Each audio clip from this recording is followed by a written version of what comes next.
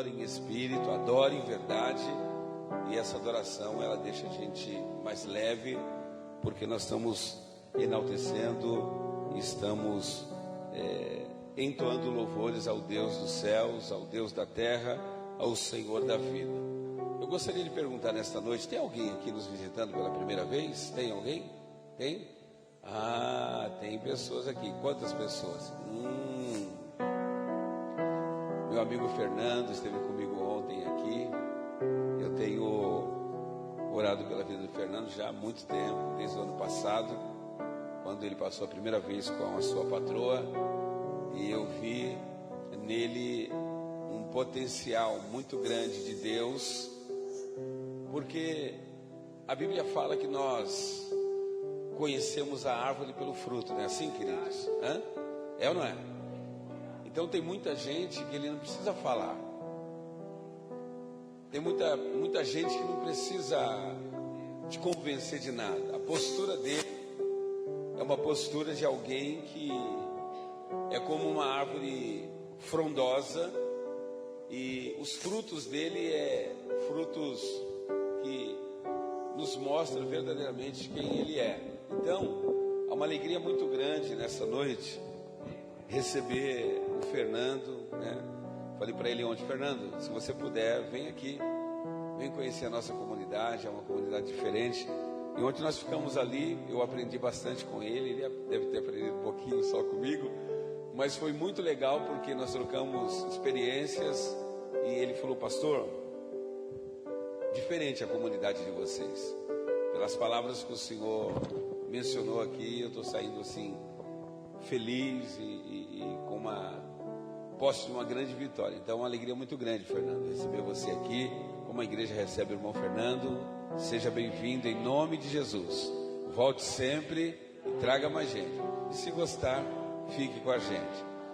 Tem uma outra visitante também, que é a Renata, a irmã Renata. Deus abençoe, Renata. Prazer em conhecer você, muito bom receber a Renata também. Ela é amiga da Aline. E se eu não me engano, a Renata é uma das pessoas, ou a pessoa que nós iríamos o ano passado visitar, aquele dia à noite que o pastor não pôde ir. Não é ela? Não? A Juliana, né? Juliana acho que eu conheço já, né? Já esteve lá na garagem, né? Alegria muito grande também, viu, Juliana? Receber você aqui. Então a gente fica muito contente. Como a igreja recebe a Renata e a Juliana, seja bem-vindas em nome, volte sempre, e se gostar, fique com a gente. É uma alegria muito grande, irmão, receber você aqui nesta noite, que saiu da sua casa para adorar e glorificar e exaltar o nome do Senhor. É uma alegria muito grande mesmo tê-lo conosco aqui nesta noite. Cara, queridos, eu queria esta noite falar sobre um tema que eu vejo, não que poucas pessoas pregando, mas a expressão sobre essas coisas parece que está um pouquinho fora de contexto, ou não está acontecendo, porque o maior desejo de Deus é que nós conheçamos a Ele. Deus quer conhecer a nós também, e Deus, Ele quer se manifestar de uma forma especial no meio da igreja, no meio do seu povo. Todos nós sabemos que há uma divergência muito grande acerca de Deus, não é?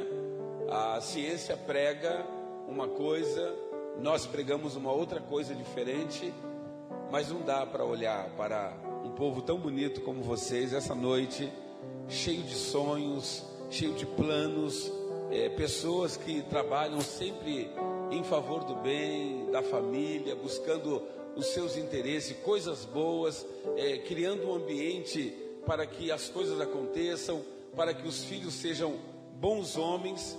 Não pode ser essas pessoas que estão aqui nessa noite simplesmente vindo de uma explosão ou descendente do macaco. Não dá, irmão. Nós somos descendente do Todo-Poderoso, nós somos descendente de Jesus, porque a Bíblia diz que nós somos imagem, somos semelhança do Senhor. Então, para ter sonhos como nós temos, planejamentos, projetos ousados, e viver em comunidade, em comunhão, é só vindo do Senhor. Então, eu gostaria que esta noite você liberasse o teu coração, pedisse para Deus falar com você, porque eu tenho certeza absoluta que Deus quer falar comigo e Deus quer falar com você. Amém? Eu queria falar nessa noite sobre a chave que nós precisamos ter para sobreviver num mundo caído como o mundo que nós estamos vivendo. Existe uma chave que nós precisamos utilizar para que nós possamos viver em segurança nesse mundo em que nós estamos vivendo.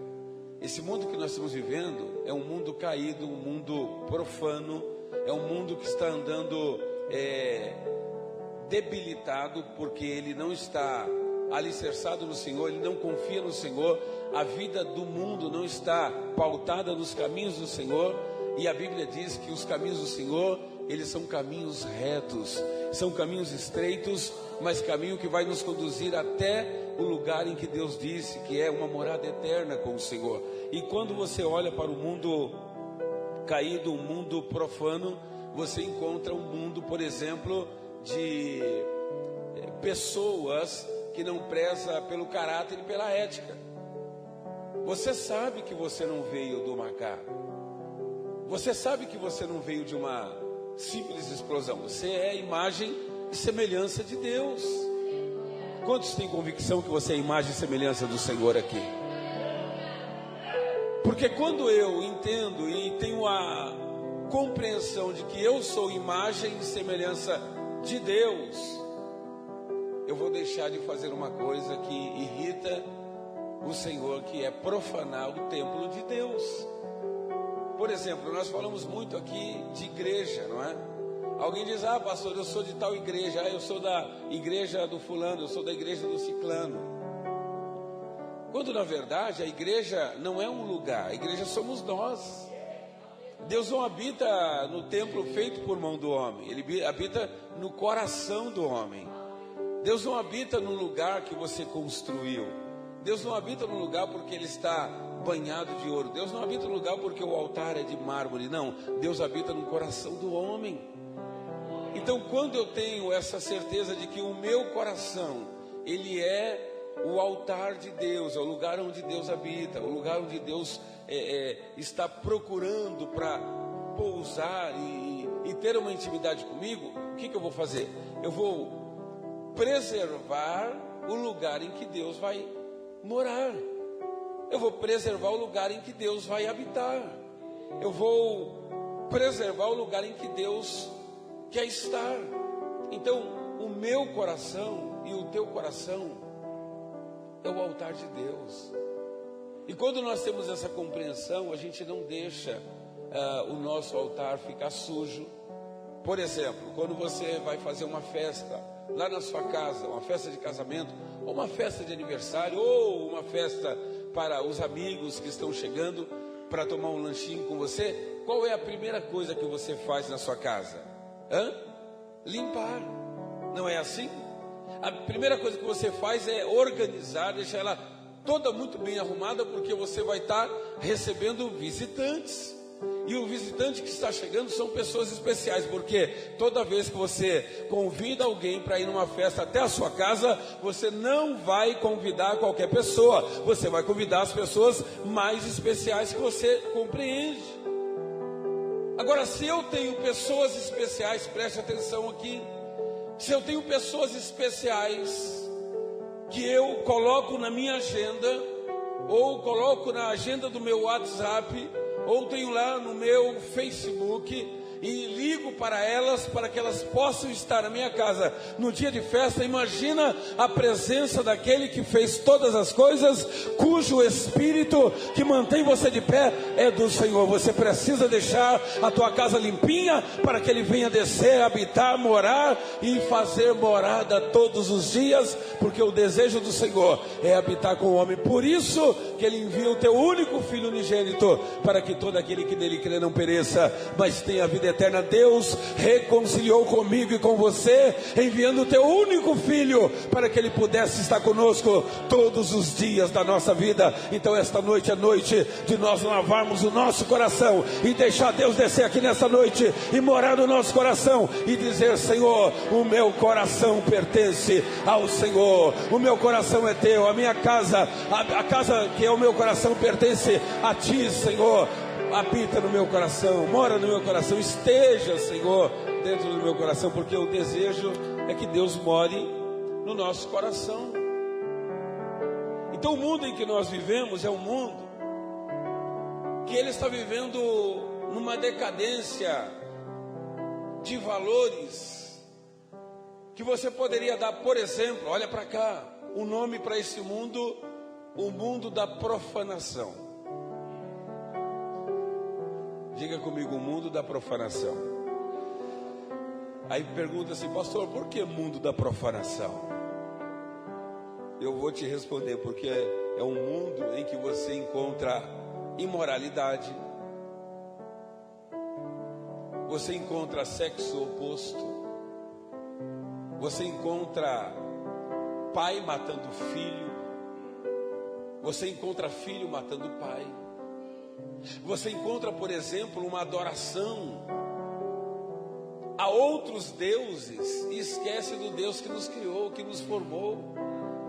O Deus que um dia ele olha para a terra que ele criou e agora ele deseja se relacionar, porque o Deus em que nós servimos e o Deus que nos criou é um Deus que se relaciona. O desejo do Senhor é se relacionar. Ele olha para a terra, ele vê os animais, ele vê os luminares, ele vê as águas, ele vê a porção de terra, ele vê as servas, mas aquilo para Deus parece que não era o suficiente. Ele diz: façamos o homem a nossa imagem e semelhança, para que ele pudesse habitar com o homem, falar com o homem, e o homem poder saber que ele veio porque foi Deus que os mandou. O desejo de Deus é se relacionar comigo e com você. Agora, quando isso vai acontecer? Quando nós abrimos o nosso ouvido espiritual e ouvir a Deus, deixar Deus ser o centro da nossa vida, ser o centro da nossa vontade. A Bíblia diz: o que adianta o homem ganhar o mundo todo e perder a sua alma, querido? Irmãos, o apóstolo Paulo, uma certa vez, ele disse assim: o bem que eu quero fazer, eu não faço, mas o mal que eu não quero, eu faço toda hora. Você quer ver uma coisa? Quantas vezes você desejou fazer o bem para alguém e você teve dificuldade para fazer? Sim ou não? Não, eu tenho que ajudar a Renata. A Renata é a... Não, vamos ajudar a Renata. Vamos ajudar a Renata. Vamos ajudar a Renata. E alguém fala: puxa vida, mas nós não arrecadamos nada, não dá para ajudar. Vai ter uma excursão e a Renata e a Carol ficam ali fora. A gente não pode fazer nada por vocês porque está muito complicado. Parece que fazer o bem para alguém, se divertir conosco num parque, um dia de lazer, é muito complicado. Mas se tivesse que arrecadar dinheiro para levar a Carol e a Renata para a prostituição, para o prostíbulo, para lugares em que elas não deveriam pisar os seus pés, o dinheiro já estava dentro do bolso de cada uma delas e elas já estavam lá dentro. Por quê, querido? Porque o bem que eu quero fazer eu não consigo, mas o mal que eu não quero eu faço toda hora. É um mundo de imoralidade. Eu quero amar, não consigo, mas odiar eu odeio toda hora. Eu quero ajudar, eu não consigo. Porque ajudar, querido, vem de uma cultura de um Deus bom. Ajudar vem de uma cultura de um Deus generoso e que atenta para o humilde e expressa o desejo de ajudar os mais necessitados. É o desejo de Deus. E a Bíblia diz que aqueles que servem ao Senhor, eles aspiram essa condição. Quem é parecido com Deus, olha para cá. Quem é parecido com Deus, ele pratica as obras que ele também praticou.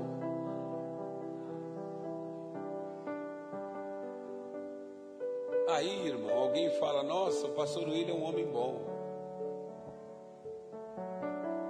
A igreja batista é uma igreja boa. É.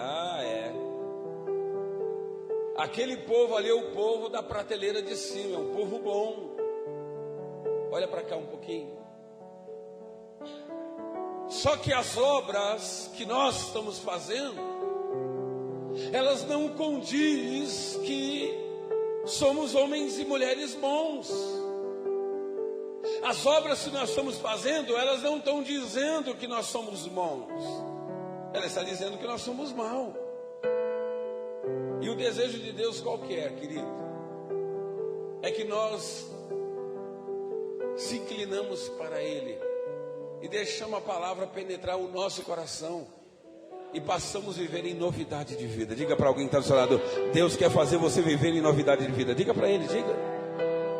Deus quer fazer você viver em novidade de vida. Olha para cá um pouquinho, preste atenção. Você quer ver uma coisa? Você quer ver uma história que ela narra por si própria aquilo que eu estou dizendo aqui agora? Quando o homem é mau,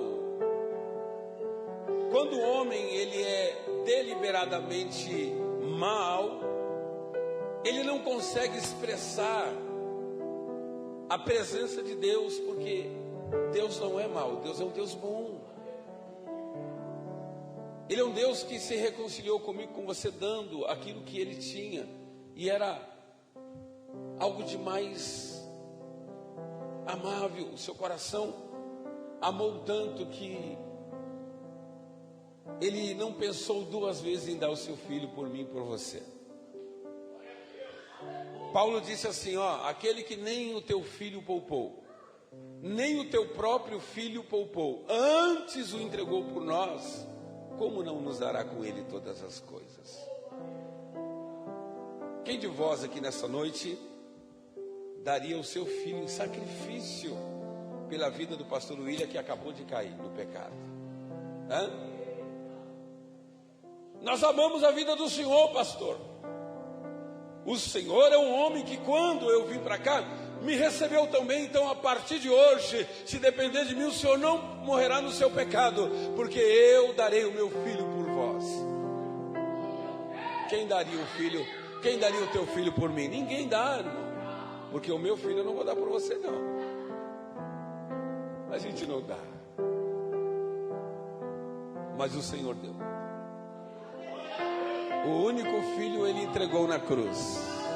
E é interessante que o texto de Isaías, quando a Trindade, quando o Pai, o Filho e o Espírito, eles estão lá no céu, e a Bíblia diz que Deus, Ele olha para a terra, porque agora não há mais um relacionamento de reconciliação, ou um relacionamento de pessoas que se amam, porque agora o Pai continua amando o Filho, mas o Filho não ama mais o Pai. Porque aquele jardim do Éden em que Deus descia toda tarde para falar com Adão e Eva, Deus não desce mais. Aquela casa que Deus construiu lá no Éden, ela não existe mais. Porque casa não habitada não é casa. A casa precisa ter habitação de pessoas para que ela se sinta como uma casa e uma família. A família de Deus agora vira as costas para o Senhor, e Ele não pode mais ter um relacionamento com o homem, porque o homem virou as costas, pecou, e Deus agora está olhando para a terra dizendo: a quem é que eu enviarei por resgate do homem? A quem é que eu enviarei? A quem é que há de ir por nós? E a Bíblia diz que Jesus Cristo se levanta dizendo: eis-me aqui, envia-me a mim. Se for necessário pegar o povo de volta, trazer de volta uma reconciliação, eu estou disposto a ir por resgate desse povo. Jesus se colocou como a condição de alguém miserável. A Bíblia diz que pelas suas pisaduras nós fomos sarados. Ele foi moído, massacrado, A Bíblia diz que ele foi como uma ovelha muda para o matadouro. Você já viu matando ovelha? Já viu? Vai matar um bode para você poder ver. Bode sabe que a faca está esperando ele. Ele vai aqui, vira aqui, vai daqui, vai dali, irmão. Se você não for bom de laço e de corda, ele mata você, os seus companheiros, ele foge. A ovelha, você fala: dona ovelha, chegou o momento de você ser sacrificada. Só falta ela dizer assim: meu Senhor, qual é a linha que eu vou? Qual é a fila que eu vou me colocar? A da direita ou da esquerda? E ela vai quietinha. E ela não olha para o seu executor. Ela vai indo. Quando chega no lugar certinho, ele sacrifica ela, porque ela sabe que até na hora de morrer, até a hora em que vai chegar a morte para ela, é algo que é dado pelo Senhor, e ela sabe que é uma ordem divina, então não tem para onde correr. É a lei da sobrevivência. Você hoje, por exemplo, não se abstém de carne, né? Então todo mundo aqui acha que come carne. O camarada fala: ai, coitadinho daquele animalzinho, mas sem ele não há churrasco. Sem ela não há leite. Eu detesto leite de soja, mas você também não gosta que sacrifica as vacas. Ou seja, não há consenso entre nós. Nós queremos uma coisa, mas não abrimos mão da outra. Eu quero beber leite de vaca, mas eu não aceito que sacrifique ela. Eu quero comer churrasco, mas eu não aceito que vocês crucificam, que vocês matam o boi. Querido, nós estamos andando numa contramão de um caminho que nós não vamos chegar no lugar em que Deus disse que nós chegaríamos. O Senhor está dizendo para mim e para você que nós precisamos seguir uma ordem de Deus. Quem é profano continua profanando e pecando, porque o que te espera é o lago de fogo e enxofre, que é o último estágio do homem, condenação.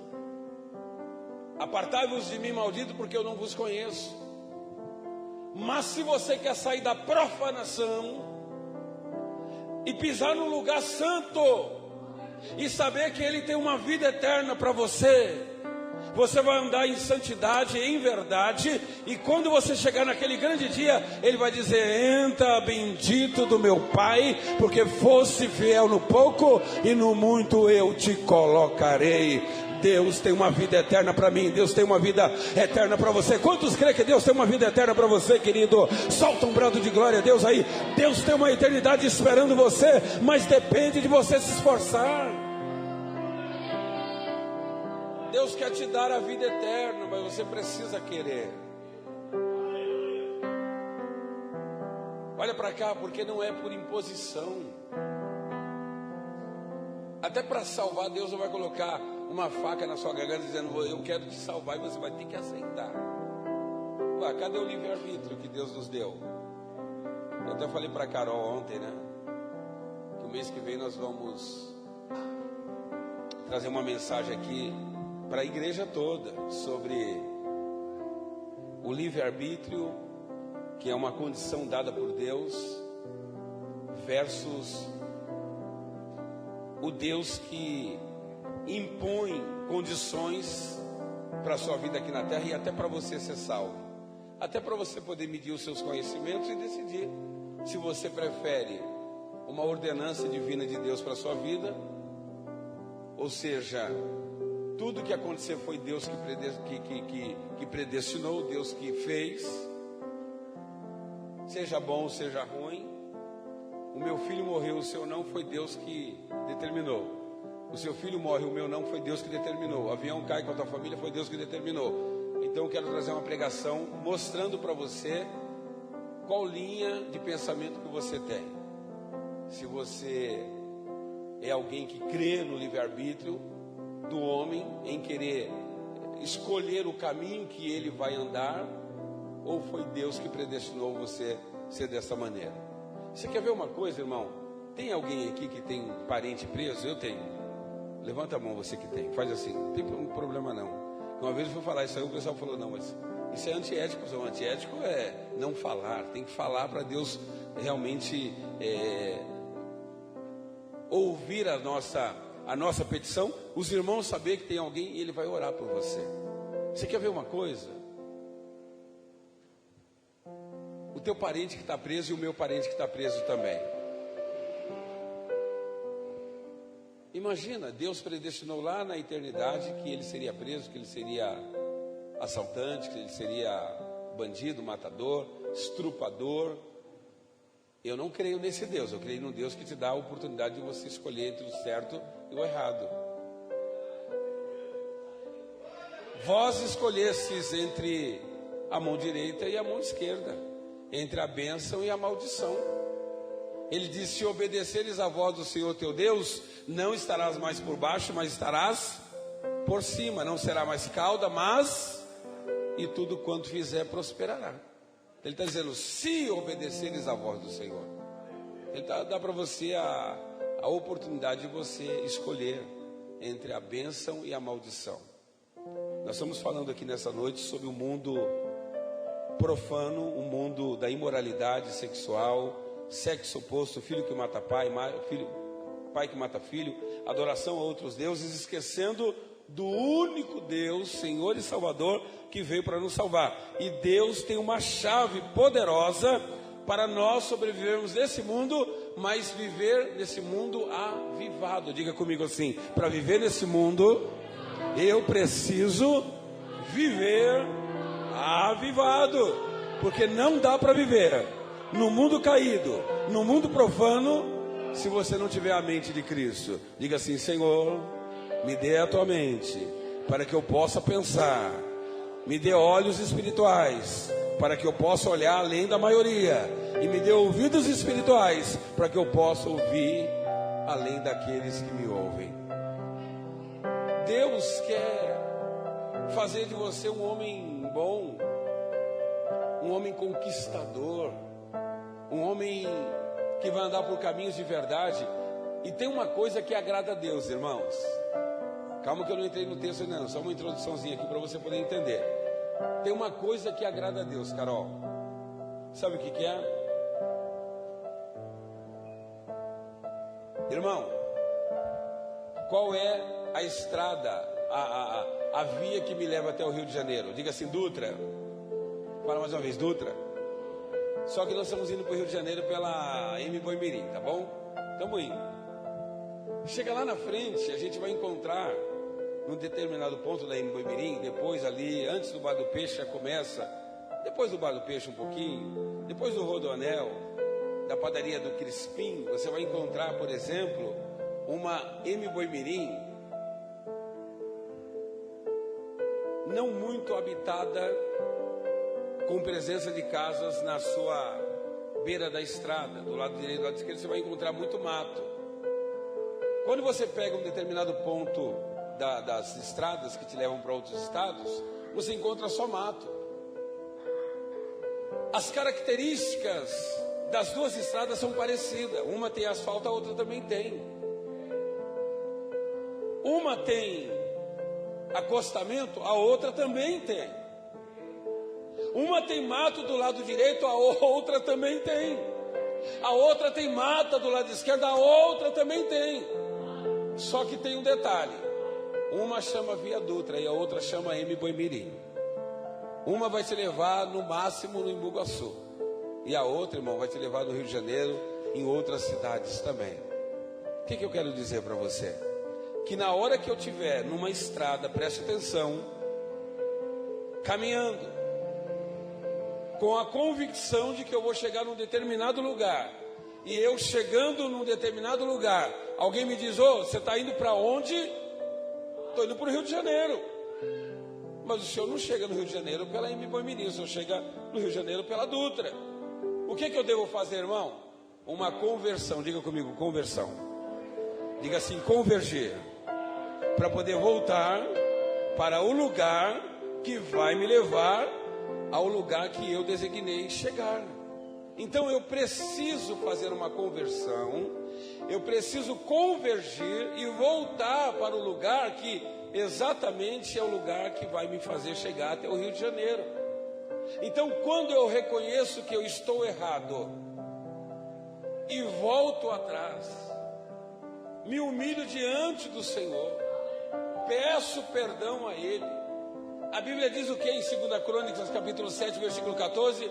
Se o meu povo, que se chama pelo meu nome, se humilhar, orar, buscar a minha face, se converter dos seus maus caminhos, então eu ouvirei dos céus, perdoarei os seus pecados e sararei a sua terra, e agora estarão abertos meus olhos a oração que for feita nesse lugar. Ele está dizendo, você convergiu, converteu, agora você vai ser abençoado, porque você entendeu o caminho que te leva e que te conduz à salvação.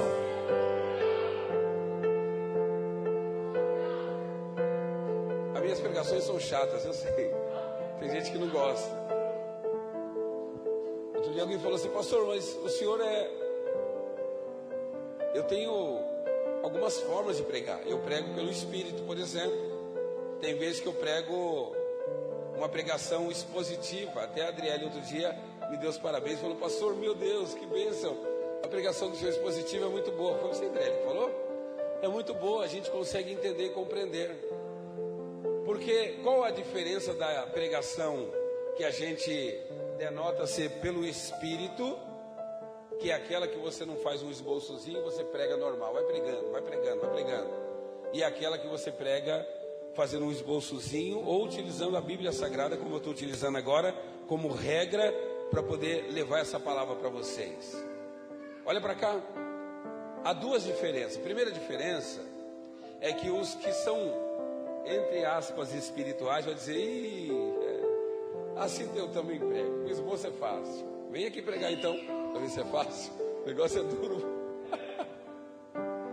Segundo grupo é aquele que diz o seguinte, não tem problema que alguém está dizendo que é fácil. O importante é que a palavra está adentrando ao coração desse povo e eles vão sair daqui curados para a glória do nome do Senhor.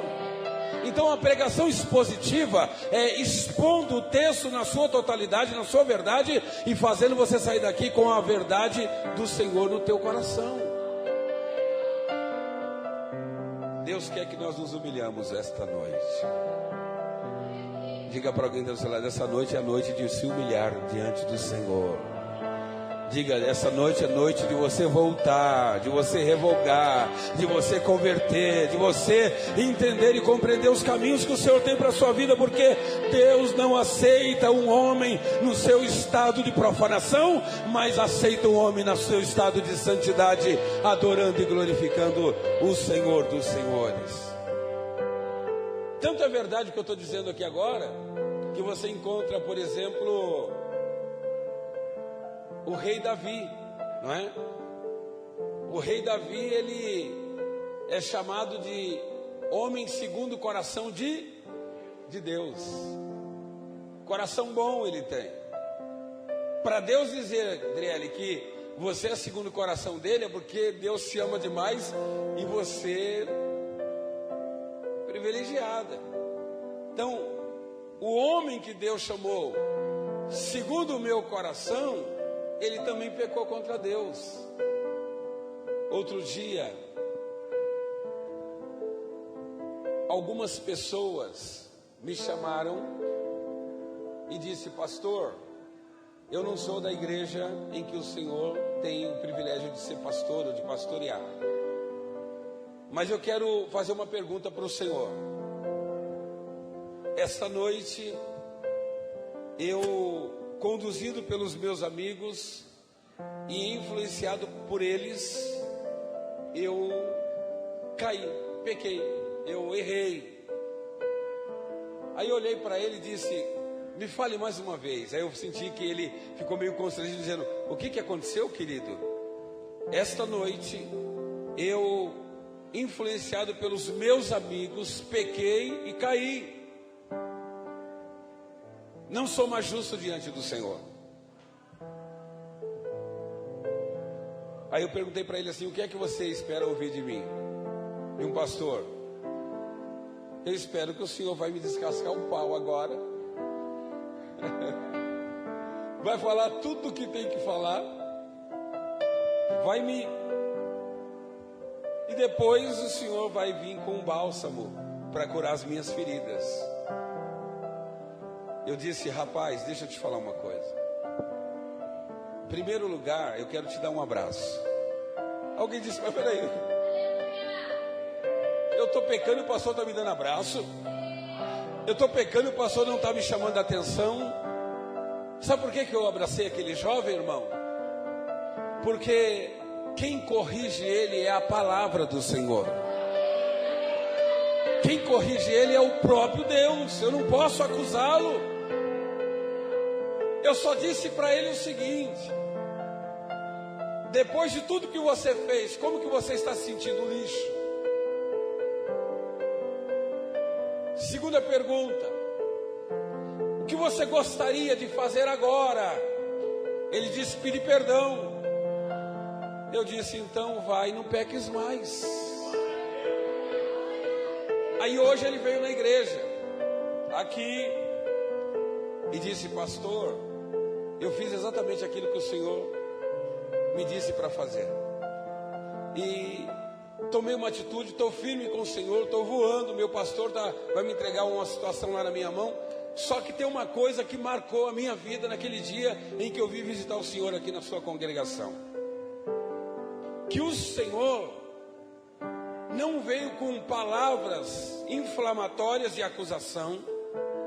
O Senhor não veio com um dedo apontado sobre o meu rosto. Mas o Senhor me perguntou: o que é que você gostaria de fazer hoje? Pedir perdão. Segundo lugar, querido, vá e não peques mais. Talvez você entrou aqui nesta noite. Eu não sei se você está entendendo, irmão. Eu estou entendendo tudo. Eu não sei se você está entendendo. Talvez você não está entendendo nada, mas eu estou entendendo tudo. Talvez você entrou aqui nessa noite e você errou, pecou, fez errado, fez ontem, fez hoje, está querendo fazer amanhã, mas você sabe que dentro de você há alguém dizendo: isso não é bom você fazer. Sabe por quê? Porque eu te fiz imagem e semelhança minha. Tu és minha, tu és meu. Eu tenho algo especial para você. Não é momento de você andar por esses caminhos. Eu estou dizendo para você hoje: reconcilie comigo, vá e não peques mais. Você vai dizer agora com o olho de profeta, olha para alguém e fala assim: Deus está falando com você. Diga para ele, diga para ela, Renata, diga: Deus está falando com você. Aleluia. Tem um negócio aqui que está... Meu Deus, tem uma glória do Senhor. Quantos creem que o Senhor está aqui, irmão? Tem uma glória do Senhor, a presença do Senhor está aqui nessa noite. Recebe a graça, recebe glória aí. Deus quer converter coração aqui nessa noite. Está uma coisa gostosa aqui nessa noite. Eu estou sentindo uma graça, meu Deus.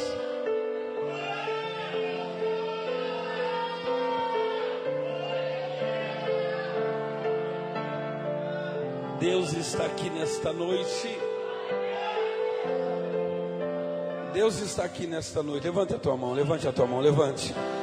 Recebe graça, recebe alegria, recebe misericórdia, recebe amor do Senhor. Vai, não peques mais. Ele está dizendo para você: não fique atemorizado, porque eu sou o Senhor que te digo: vá e não peques mais. Quantos creem que o Senhor vai liberar a tua vida nessa noite? Você crê? Você crê? Então bata a palma aí, aplauda o Senhor, dá um brado de glória. Deus está hoje perdoando os seus pecados.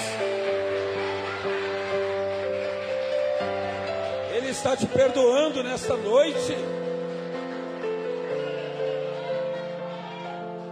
Deus está te perdoando. Olha para cá. Davi, segundo o coração de Deus, a Bíblia diz que ele deseja uma mulher chamada Batseba.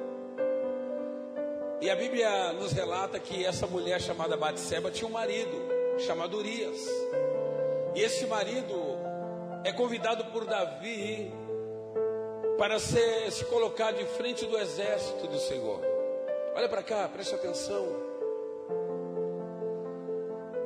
Tinha muita gente que Davi poderia colocar de frente com o exército. Mas sabe por que Davi colocou Urias de frente do exército, irmão?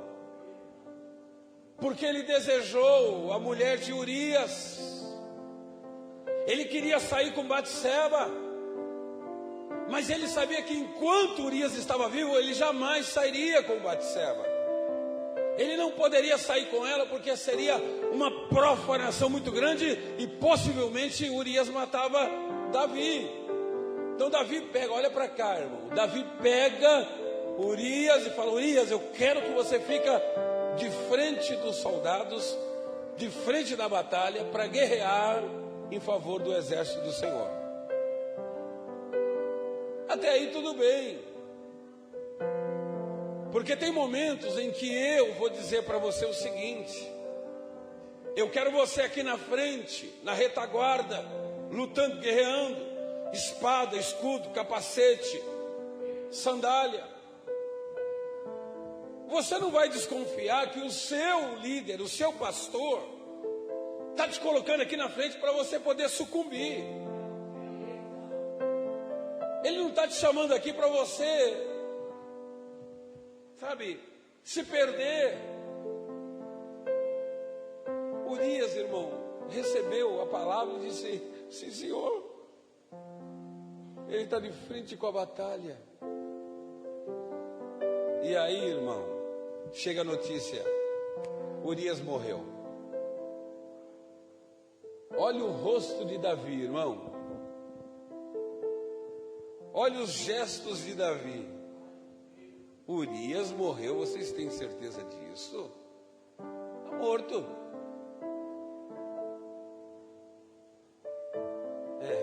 Eu preciso saudar a esposa dele, dizendo: Batseba, eu quero... O meu coração está tão triste porque Urias morreu na guerra, então eu quero me condoer-se com você, eu quero chorar com você a morte do seu esposo. Mentira! Davi queria ficar com a esposa dele e ele ficou. Nós aprendemos no Novo Testamento que existem casos de pecado que ele é abominável diante dos olhos do Senhor. Deus vai até te perdoar, mas a consequência vai vir. Diga para alguém do seu lado: tem pecados no Novo Testamento que eles são terríveis diante do Senhor. Diga assim: ele até te perdoa, mas a consequência vem. Diga mais forte: a consequência vem. Diga mais uma vez: a consequência vem. Diga: cuidado que a consequência vem. Quem estava planejando pecar aqui vai pensar duas vezes: olha, não vou nessa aí, que você vai dar problema. Opa, se eu for, o negócio é estranho. Que é o pecado do adultério. Porque quando você casa, o teu corpo, mulher, não é mais seu, é do seu esposo agora. Quem é dono do seu corpo é o seu esposo. E quando você casa, esposo, o teu corpo agora não é mais seu, agora é da sua esposa. Agora, como que eu posso deixar uma outra pessoa tomar posse do meu corpo, que não é meu, mas é da minha esposa? E como eu posso deixar uma outra pessoa tomar posse do meu corpo, que não é meu, mas é do meu esposo? Porque você só pode dar aquilo que é seu, aquilo que é dos outros você não pode dar. Aquilo que é meu eu dou para quem eu quiser, mas aquilo que não é meu eu não tenho direito de dar para ninguém. A partir de hoje você vai sair daqui sabendo que o teu corpo não é mais seu, hein? No dia que ele fala: eu quero me dar para essa pessoa, você fala assim: não posso, porque não é mais meu, é dele. Não é mais meu, é dela. O teu corpo não é teu, o teu corpo é dele, o teu corpo é dela. Seja santo como eu sou santo, diz o Senhor.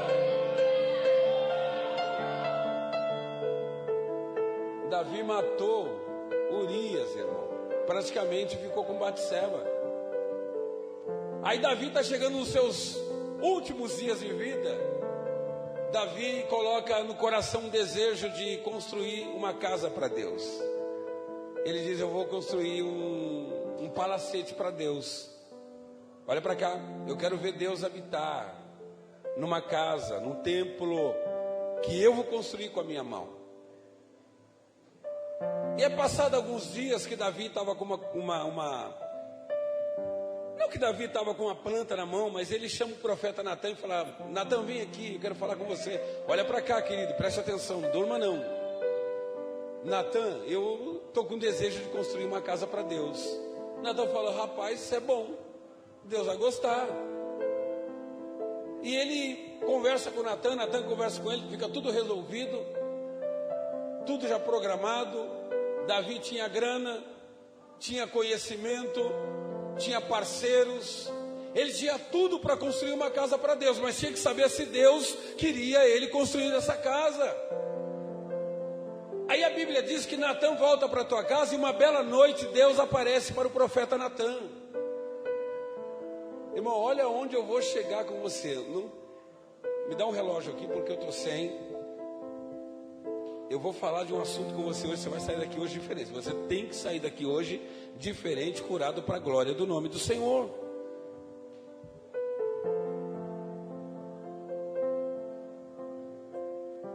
Deus visita Natan e fala: Natan, diga assim: Deus é sabedor de todas as coisas. Diga assim: o meu coração Deus sonda, conhece, sabe quando eu deito, quando eu me levanto, e de longe Ele penetra o meu pensamento. Diga para alguém que está do seu lado: cuidado, Deus te conhece. Coração de Deus é o teu coração. Quando você sente dor, Deus sente também. Quando você olha mal, Deus olha junto contigo. E Deus não pode ver o mal, Deus só pode ver o bem. Que história é essa que o profeta Natan vai construir um palácio para mim, uma casa para mim, uma casa para eu poder habitar? É, o Senhor, na verdade eu não tenho nada a ver com isso. Foi o Davi que disse. Ele falou: não, Davi não vai construir casa nenhuma para mim, porque as mãos de Davi foram as mãos sanguinárias. Derramou-se muito sangue, Davi. E não obstante derramar sangue, Davi foi o precursor da morte de Urias. E não obstante ele colocar Urias para morrer, agora ele vai coabitar com a mulher dele. Então Davi não vai construir casa para mim. Só que tem um detalhe. Olha para cá. Talvez você, talvez eu, talvez nós não somos os mais justos para adorar o Senhor nesse tempo e nesta vida. Mas sempre virá uma geração melhor do que a nossa para adorar e para glorificar o Senhor. Você lembra de Coré, que ele se rebela contra Moisés e Arão e não adora o Senhor, ele é assassinado, mas a Bíblia diz que a tua geração é uma geração de adoradores, eles adoram o Senhor.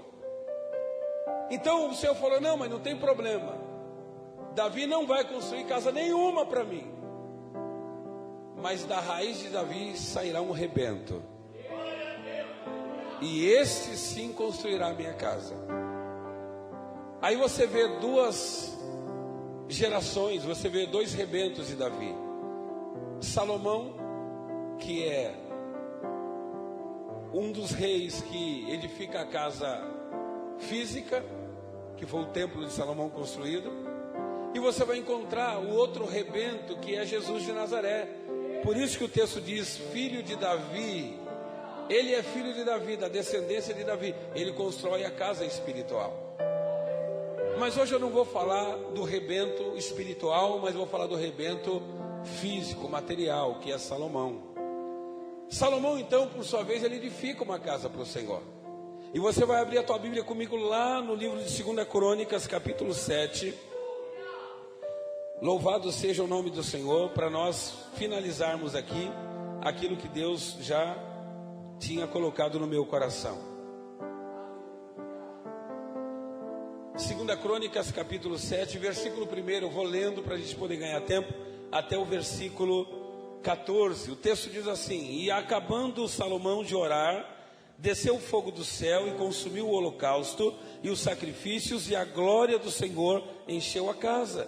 E os sacerdotes não podiam entrar na casa do Senhor, porque a glória do Senhor tinha enchido a casa do Senhor. E todos os filhos de Israel, vendo descer o fogo e a glória do Senhor sobre a casa, encurvaram-se com o rosto em terra sobre o pavimento, e adoravam e louvando ao Senhor, porque Ele é bom e a tua benignidade dura para sempre. E o rei e todo o povo oferecia sacrifícios perante o Senhor. E o rei Salomão ofereceu sacrifícios de bois, 22.000 de ovelhas, 120.000. E o rei e todo o povo consagraram a casa do Senhor. E os sacerdotes, segundo as suas turmas, estavam em pé, como também os levitas, como os instrumentos músicos do Senhor, que o rei Davi tinha feito para louvar ao Senhor, porque a sua benignidade dura para sempre, quando Davi o louvava pelo ministério deles. E os sacerdotes tocavam as trombetas de fronte deles, e todo Israel estava de pé. E Salomão santificou o meio do pátio que estava diante da casa do Senhor, porquanto ali tinha ele oferecido holocaustos e gorduras dos sacrifícios e pacíficos, porque o altar de metal que Salomão tinha feito não poderia caber o holocausto e a oferta de manjares e gordura. E assim naquele tempo celebrou Salomão a festa 7 dias, e todo Israel com ele, uma e muito grande congregação, desde a entrada de Ramate até o rio do Egito. E ao 8º dia celebraram o dia da restrição, porque 7 dias celebravam a consagração do altar e 7 dias a festa.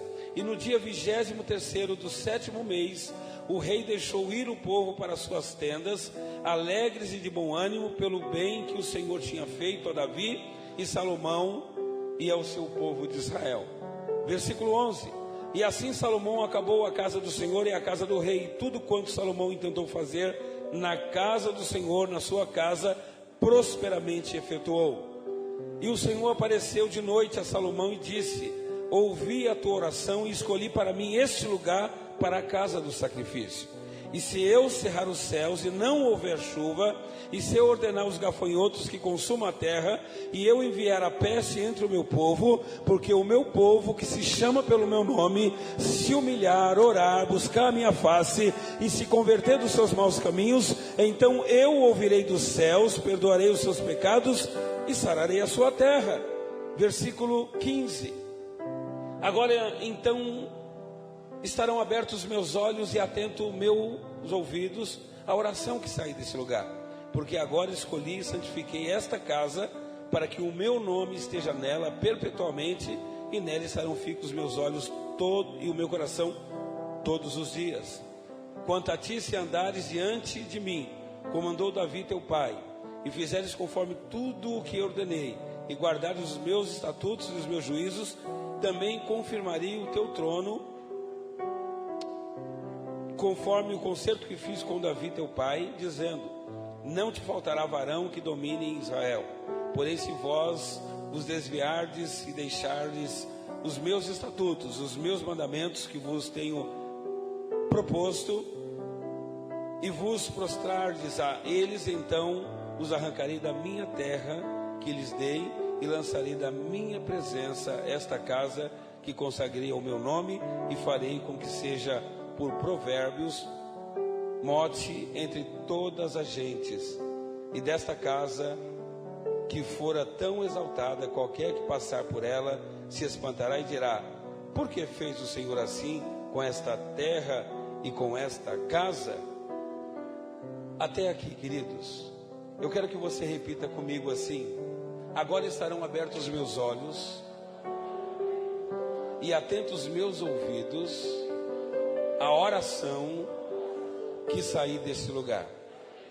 Então esse texto que nós lemos aqui agora, o versículo 7,14, que é o versículo chave, que fala de nós nos humilhar, orar, buscar e se arrepender dos nossos caminhos, ele fala de uma conduta que eu vou tomar para que então os olhos do Senhor estejam abertos e os ouvidos do Senhor à oração que nós fizermos nesse lugar.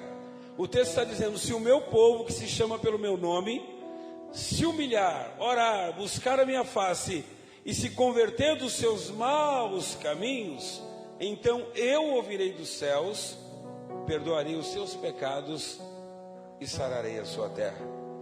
Esse verso é bem conhecido de todos nós, e ele afirma requisitos de Deus para nos abençoar. Por exemplo, aqui o texto fala de 4 atitudes que nós precisamos tomar para que a bênção do Senhor esteja sobre a minha vida e esteja sobre a sua vida. Primeira atitude, a atitude de humildade, de nós nos humilharmos diante do Senhor. A segunda atitude que Deus quer que nós tomamos dessa noite é a atitude de orarmos ao Senhor. A terceira atitude é ser alguém que se devota, um coração devotado ao Senhor, buscando ao Senhor, reconhecendo que o Senhor está acima de todas as coisas e precisamos devotar a nossa vida a Ele. E segundo requisito é o arrependimento. Se nós não tivermos pautado nesses pilares, nós não vamos conseguir agradar a Deus. Deus não vai ouvir a nossa oração e Deus não vai nos enxergar nessa terra. Diga comigo assim: o primeiro requisito é humilhar, o segundo, orar, o terceiro, buscar a face do Senhor, e o quarto, se converter dos seus maus caminhos. É os pilares de Deus. São 4 pilares que Deus quer construir a minha casa, quer construir a sua casa, para que nós venhamos entender e compreender os caminhos que o Senhor tem para a nossa vida. Humilhar, humildade, está lá em Mateus capítulo 5, versículo 5, que diz assim: bem-aventurados humildes, porque eles serão dono da terra, eles serão dono da herança que Deus disse que daria a eles. A oração é o texto que nós lemos aqui agora. Ele diz: se o meu povo, que se chama pelo meu nome, orar, buscar, se relacionar com o divino, Ele vai ouvir a nossa oração e Ele vai olhar para nós com o olho de um Deus que quer nos abençoar todos os dias da nossa vida. A devoção é como aqueles que buscam o Senhor com o coração sincero, como o salmista no Salmo 119:2, dizendo: como são felizes os que obedecem aos seus estatutos e todos aqueles que têm um coração que busca o Senhor. E quarto, o arrependimento. Está em Lucas 15:10, que nos diz: eu digo que da mesma forma a alegria na presença dos anjos de Deus quando um pecador se arrepende. Diga comigo: a alegria. Diga: a alegria na presença dos anjos de Deus quando um pecador se arrepende. Então são os 4 pilares que Deus desenhou para nós essa noite, mostrando que nós podemos ser um ser humano melhor, um povo melhor, se nós se humilhar, orar, buscar e se arrepender diante da face do Senhor. Deus aqui escreve para o rei Salomão com desrespeito ao povo de Israel, e certamente esse texto ele é aplicável nos dias de nós, porque nós também somos os povos que invocam o nome do Senhor nos dias de hoje, e a Bíblia diz que aquele que invocar o nome do Senhor será salvo naquele dia. Você precisa entender que os princípios para adorar o Senhor é se humilhar, orar, devotar a sua vida e se arrepender dos seus maus caminhos, para que Deus possa ouvir a minha oração e Ele ouvir a sua oração. Diga para alguém que está do seu lado: Deus te trouxe aqui nesta noite para você confessar o seu pecado a Ele e você poder viver em novidade de vida, viver uma vida expressa de alegria na presença do Senhor, viver uma vida de santidade na presença do Senhor, sabendo que Deus está te vendo e Ele está ouvindo a sua oração. Você pode dar um brado de glória? Essa passagem também expressa o grande zelo que Deus tem por nós, quando Ele expressa dizendo: se o meu povo, preste atenção, preste atenção. Davi errou diante do Senhor. O povo estava vivendo um declínio espiritual muito grande. Eles estavam saindo da mão boa para uma mão ruim, profanando. Eles viraram o lugar da adoração, a liturgia foi mudada. Agora aquilo que era santo virou algo profano, já ninguém adora mais. Mas Deus é tão fiel na sua palavra, porque lá em Números 23 a Bíblia diz que Ele não é homem para que minta, e Ele não é filho do homem para que se arrependa. Você errou diante do Senhor, sabe qual é a frase que Ele vai dizer para você depois do seu pecado? Se o meu povo. Você pecou, errou contra Ele, mas Ele continua chamando de você o meu povo. Ele continua dizendo, você é meu povo. Ele continua dizendo, você é meu filho. Ele continua dizendo, você pecou, você errou, a sociedade está te incriminando, a tua família não te aceita mais, mas tu és o meu povo, escolhido, separado, que eu mesmo escolhi desde a eternidade. Foi Deus que nos escolheu para Ele. Ele disse, se o meu povo. E é interessante que Deus demonstra seu grande amor para conosco, mesmo sabendo que nós rebelamos, vamos nos rebelar, vamos pecar diante dele todos os dias da nossa vida. Querido, esse Deus é um Deus bom, porque é um Deus que Ele olha para você com um olho de misericórdia. A Bíblia diz que as misericórdias do Senhor são as razões de nós não sermos o quê? Diga assim, de não ser consumido. O amor de Deus é imensurável, Ele não pode ser medido. O amor de Deus excede todas as coisas. E cada momento, cada minuto, cada segundo, o Senhor nos mostra o seu grande amor, mostrando que há um resgate, que foi pagado um preço muito grande e que Ele está te buscando aonde você está. Talvez você entrou aqui nessa noite, está andando por caminhos escabrosos, escuros, e Ele está te procurando. Aonde você pisa, Ele pisa. Onde você anda, Ele anda. Ele está dizendo, eu quero você de volta, porque eu te fiz para ser um verdadeiro adorador, um adorador que adora em espírito e em verdade. Eu não te fiz para perdição, eu te fiz para você ser cheio de graça e tomar posse de uma vida eterna que eu tenho para você. Deus tem uma vida muito boa para nós, queridos, mas nós precisamos querer essa vida. Irmão, que Deus é este? Que Deus é esse? Diga para mim. Que Ele me vê todo dia pecando. O Thales Roberto gravou uma música, ele canta, todo dia o pecado vem. Mas todo dia o pecado vem, me chama. Todo dia vem as tentações. Você pode me ajudar? Me chama. Vai. Não. Todo dia o pecado vem. Você. Me chama. Todo dia vem as tentações. Me chama. Vai. Todo dia as propostas vêm. Vai. Me chama.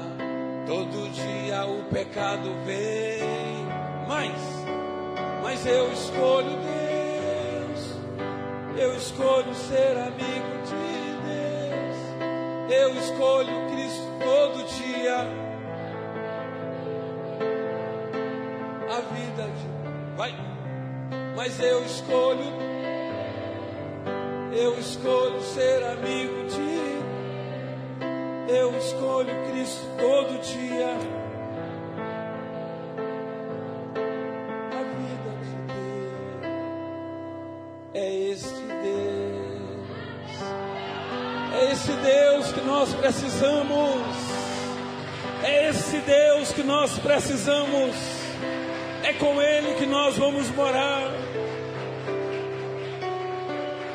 Você já pensou nos livramentos que Deus deu para você o mês passado, a semana passada, e os livramentos que Deus deu hoje? Diga para alguém.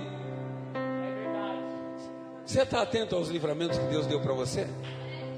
Sabe quantos livramentos Deus deu para você essa semana? E tem um detalhe, existem livramentos que Deus nos deu que nós nem sabemos e Ele nem permitiu a gente ver, irmão. Tinha gente com um revólver para te assaltar. Ele disse: não vai tocar, porque aqui é um adorador que adora em espírito e verdade. Não vai tocar na vida do Fernando, não vai tocar no Ricardo, porque ele é um adorador que me adora em sinceridade. Deus deu várias vitórias a Israel através do rei Davi, demonstrando seu amor para com ele, mesmo Davi caindo com Batseba. As nações diziam: peraí, o que está acontecendo? Esse Davi é muito chatinho, porque ele peca toda hora, e Deus vai lá abraçar ele, vai tentar ajudar ele, porque Deus não desiste de nós, querido. Deus não desiste de você. Deus nunca vai desistir de você, porque Ele sabe que você é potencial na presença dEle. Após o reinado de Davi, Deus levantou Salomão, seu filho, para reinar sobre Israel. E a primeira coisa que Salomão fez quando assumiu o trono de Davi, irmão, foi oferecer holocausto ao Senhor. Eu não sei se você hoje, eu não sei se hoje é o dia. Aliás, posso te falar então? Hoje é o dia de Deus reconciliar os que estavam perdidos aqui nesta noite. Diga assim, levanta a tua mão e fala assim: eu creio nisso. Eu falo: eu creio. Diga, fala que você crê, é Deus que está falando contigo. Ô, irmão, espera um pouquinho só, segura aí. Se você falar para mim que hoje não é dia de reconciliação, eu vou dar em você.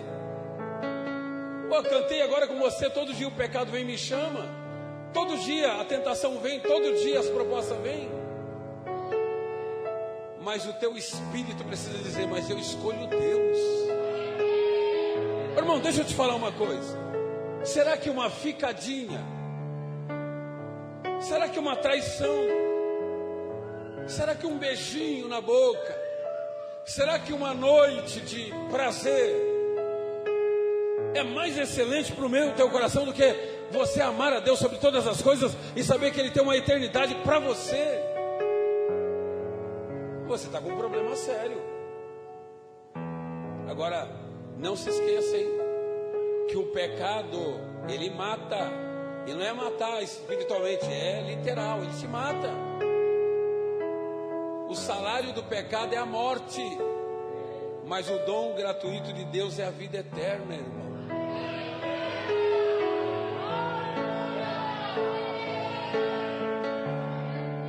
Deus quer salvar a sua alma. Diga para alguém que está falando: Deus quer te salvar aqui nessa. Diga para ele, diga para Deus quer te salvar aqui nesta noite. Então a primeira coisa que Davi fez foi sacrificar ao Senhor. É o que nós estamos fazendo hoje aqui. Não sacrifício em holocausto, mas adoração em espírito e adoração em verdade. A segunda coisa que Davi pediu para Deus foi sabedoria para administrar aquele povo, para entrar, para sair, para administrar. Deus, Ele é conhecedor, sabe todas as coisas. Terceira coisa que Davi, ele fez para Deus, foi edificar um templo, a casa do Senhor, para oferecer sacrifícios e holocausto ao Senhor todos os dias da sua vida. E esta casa, ela foi edificada, e a Bíblia fala que ela foi edificada com ouro, com prata, com linho, com tudo que você possa imaginar. Irmão, edifica a casa de Deus hoje. Você não tem ouro para dar? Dá a sua vida como holocausto. Você não tem grana para entregar aqui hoje? Entrega o teu coração na presença do Senhor. Diga: Deus, eu não tenho prata, eu não tenho ouro, mas o que eu tenho eu vou entregar, o meu coração na tua presença. Fica com o meu coração e faça aquilo que o Senhor quer fazer.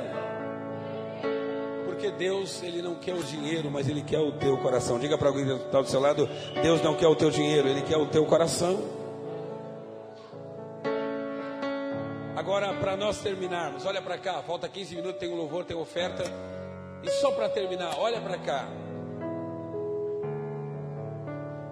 Orar, humilhar, orar, buscar a minha face e se converter dos seus maus caminhos. Orar, humilhar, orar, buscar a minha face e se converter dos seus maus caminhos. É as 4 atitudes que nós precisamos tomar. Mas nesta noite, eu quero falar de uma atitude que é a chave para você receber graça, receber alegria, regozijo, vida eterna e ser um homem bem-sucedido nesta vida. Sabe qual que é, querido? É a quarta atitude, o quarto pilar: se converter ao Senhor. Diga para alguém que está ao seu lado: o desejo de Deus é que a gente se converta hoje e aceite Jesus como nosso Senhor e o nosso Salvador. Se converter significa desviar, significa você mudar de direção, como nós falamos no início. Você está indo numa mão, você vai fazer uma conversão, você vai converter e você vai voltar. Mudar de destino, afastar-se do lugar aonde Deus não se agrada, que você não está agradando ao Senhor. O Senhor Deus conhece os que se desviam dos seus caminhos tortuosos. Jó, uma certa feita, lá no capítulo 1, versículo 8, o texto diz assim: observastes porventura o meu servo Jó? Deus está fazendo uma reunião no céu com os anjos, e Deus, conversando com Satanás, ele disse: Satanás, observaste o meu servo Jó?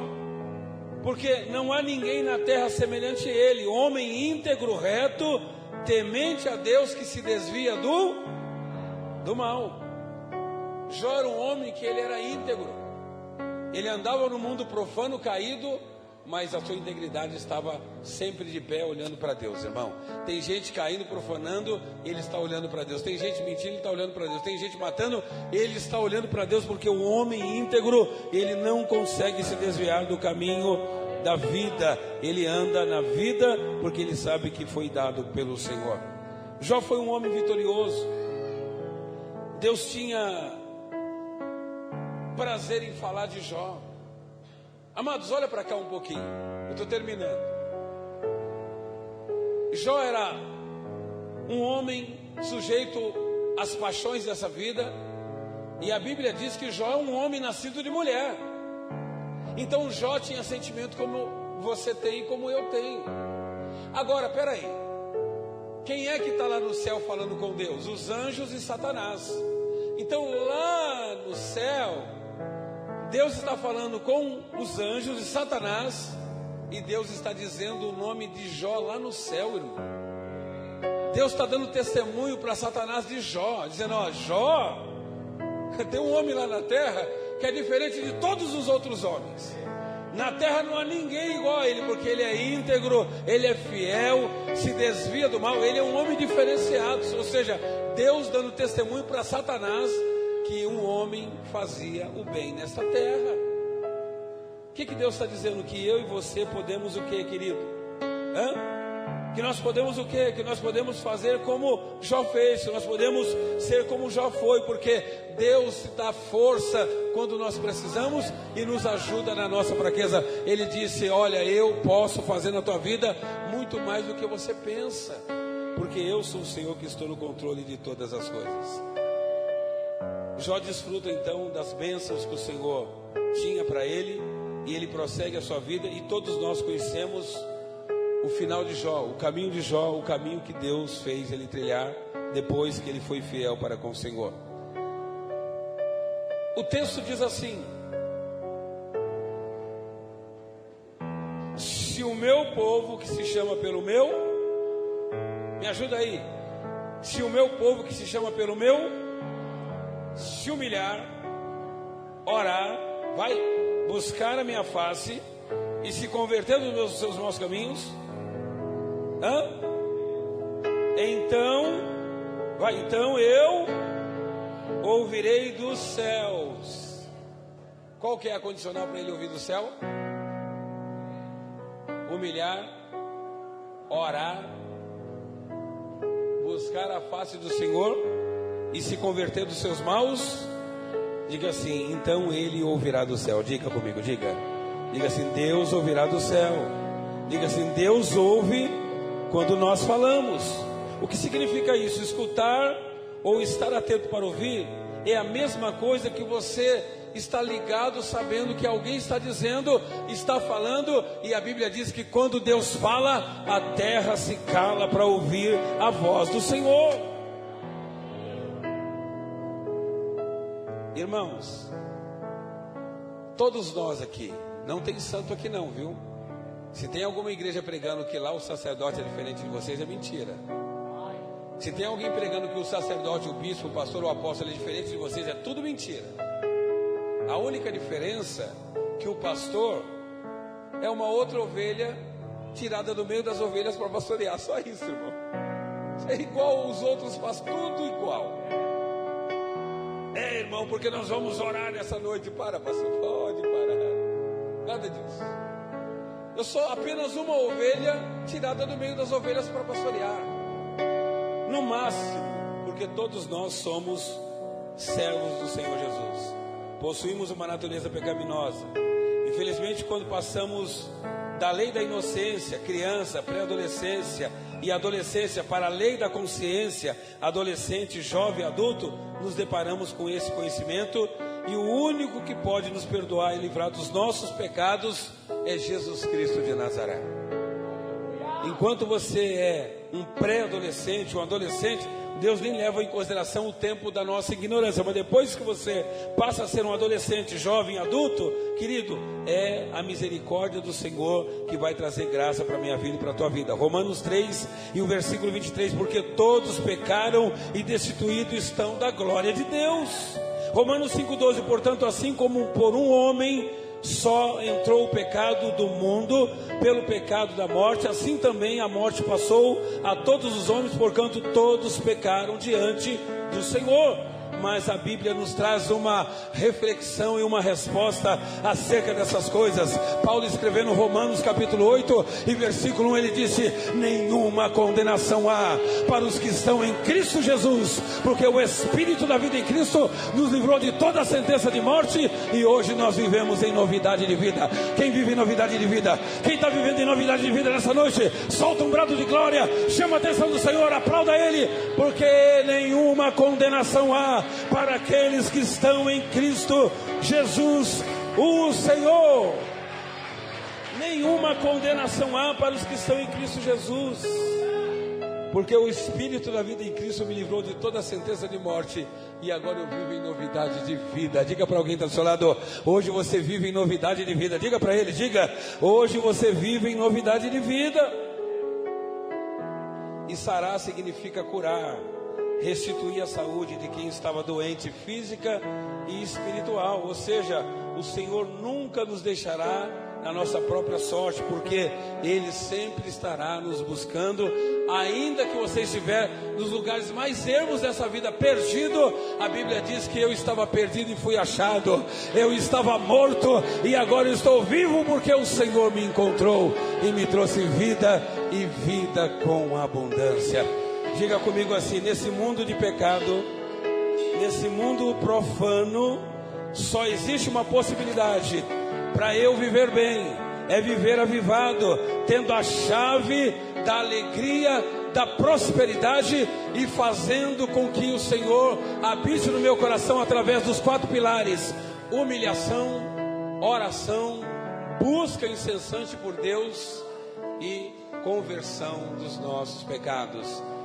Se o meu povo, que se chama pelo meu nome, se humilhar, orar, buscar a minha face e se converter dos seus maus caminhos, aí ele vai dizer: então eu ouvirei dos céus, perdoarei os seus pecados e sararei a sua terra. Curva a tua cabeça um pouquinho. Pai de amor, Pai de misericórdia, obrigado por esse momento tão especial na tua presença. Ouvimos a tua voz, Deus, que coisa maravilhosa, aleluia, foi ter recebido esta graça especial. Oh Espírito de Deus, muito obrigado por esse momento, pela vida dos irmãos que estiveram conosco pela primeira vez. Nos leva em segurança para as nossas casas, para que nós possamos viver na plenitude do Espírito e viver as bênçãos do Senhor para a nossa vida. Faz outra vez. Faz outra vez, faz outra vez. De pé, toda a igreja de pé. Faz outra